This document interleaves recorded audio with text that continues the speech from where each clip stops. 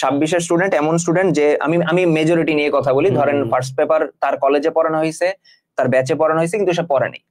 এখন তারে second paper পড়ানো হইতেছে, এখন কি সে সেকেন্ড পেপার পড়বে নাকি ফার্স্ট পেপারে যেটা ল্যাকিংস হইছে? অফকোর্স সেকেন্ড পেপার পড়বে, সেকেন্ড পেপার পড়বে।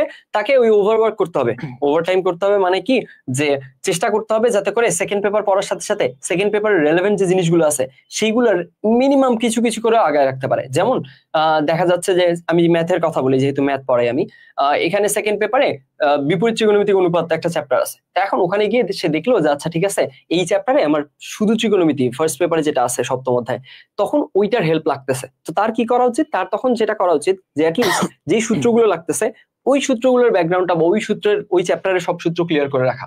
এরকম ধীরে ধীরে ধীরে ধীরে একটু অ্যাটেম্প্ট নিয়ে নিয়ে কভার আপ করা। কারণ আলটিমেটলি ও যদি আবার সেকেন্ড পেপার যখন পড়ানো হচ্ছে কলেজে, তখন আবার যদি ফার্স্ট পেপার কমপ্লিট করে, তাহলে সেকেন্ড পেপারের পরীক্ষা আবার খারাপ করবে।